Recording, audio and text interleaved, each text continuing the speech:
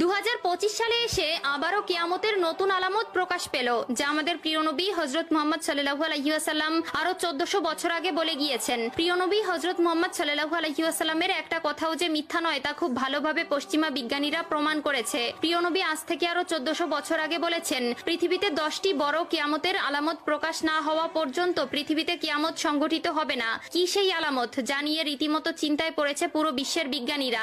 আপনি যদি একজন মুসলিম হয়ে থাকেন তবে ভুলেও ভিডিওটি এড়িয়ে যাবেন না, কারণ আমরা আজকে আপনাদের জানাতে চলেছি প্রকাশিত হওয়া সেই কিয়ামতের আলামত সম্পর্কে। আর আপনি যদি আমাদের প্রিয় নবী হযরত মুহাম্মদ সাল্লাল্লাহু আলাইহি ওয়াসাল্লামকে ভালোবেসে থাকেন তবে অবশ্যই কমেন্ট বক্সে আলহামদুলিল্লাহ কমেন্ট করবেন আর ভিডিওটি শেয়ার করে দিতে ভুলবেন না, কারণ আপনার একটি শেয়ারে আরো অনেক মুসলিম ভাই ও বোনেরা কিয়ামতের এই আলামত সম্পর্কে জানার সুযোগ পাবে। তো চলুন বেশি কথা না বলে শুরু করা যাক আজকের এই ভিডিও। হাদিসে বর্ণিত আছে, কিয়ামত সংঘটিত হওয়ার পূর্বে পুরো পৃথিবী থেকে পবিত্র আল কোরআন উঠিয়ে নেওয়া হবে। প্রিয় দর্শক, কিয়ামতের নিকটবর্তীতার প্রমাণ স্বরূপ কিছু আলামত প্রকাশ পাবে। এর মধ্যে কিছু হবে বড় আলামত, আবার কিছু হবে ছোট ছোট আলামত। ইতিমধ্যে পুরো বিশ্বে অসংখ্য কিয়ামতের ছোট আলামত প্রকাশিত হয়েছে।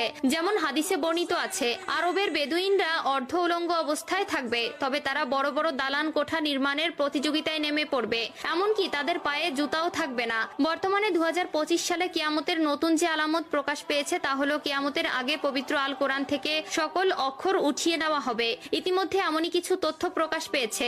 আজ থেকে প্রায় 1400 বছর আগে মহান আল্লাহ তাআলা হযরত মুহাম্মদ সাল্লাল্লাহু আলাইহি ওয়াসাল্লামের উপর কোরআন নাজিল করেন এবং আল্লাহ তাআলা ঘোষণা দেন কিয়ামতের আগ পর্যন্ত তিনি নিজেই তা সংরক্ষণ করবেন। আল্লাহ তাআলা পবিত্র আল কোরআনের মধ্যে বলেছেন, নিশ্চয়ই আমি কোরআন অবতীর্ণ করেছি এবং আমি এর সংরক্ষক। সূরা আল হিজর আয়াত নম্বর 9। কিন্তু এমন এক সময় আসবে যখন মানুষ কোরআন ভুলে যাবে। পৃথিবীতে এমন কেউ থাকবে না যে কোরআন স্মরণ করবে। তখন আল্লাহ তাআলা এই পৃথিবী থেকে কোরআন তুলে নিবেন। এরপর ইসরাফিল আলাইহিস সালাম সিংগায় ফুঁক দিবেন এবং এই মহাবিশ্ব ধ্বংস হয়ে যাবে। রাসূলুল্লাহ সাল্লাল্লাহু আলাইহি ওয়াসাল্লাম বলেছেন, রাতের অন্ধকারে কোরআন মানুষের বুক থেকে উঠিয়ে নেওয়া হবে, এমনকি মুসহাফের একটি আয়াতও পৃথিবীতে অবশিষ্ট থাকবে না। ইবনে মাজাহ হাদিস নম্বর 4050। কিয়ামতের আগে পৃথিবীতে কোনো মুমিন ব্যক্তি থাকবে না। কিয়ামত আসবে পৃথিবীর সবচেয়ে নিকৃষ্ট মানুষদের উপর।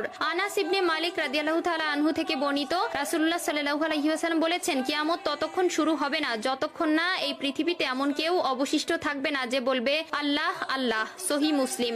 অর্থাৎ কিয়ামতের আগে সকল মুসলিম মারা যাবে। আবু হুরায়রা রাদিয়াল্লাহু তাআলা আনহু থেকে বর্ণিত, রাসূলুল্লাহ সাল্লাল্লাহু আলাইহি ওয়াসাল্লাম বলেছেন, আল্লাহ তাআলা ইয়েমেন থেকে একটি মৃদু বাতাস প্রবাহিত করবেন যা রেশমের মতো মসৃণ হবে। যার অন্তরে এক বিন্দু পরিমাণেও ঈমান থাকবে সে সেই বাতাসে শান্তির মৃত্যুবরণ করবে। সহিহ মুসলিম। এরপর আল্লাহ তাআলা কোরআন পৃথিবী থেকে উঠিয়ে নিবেন এবং মানুষের অন্তর থেকে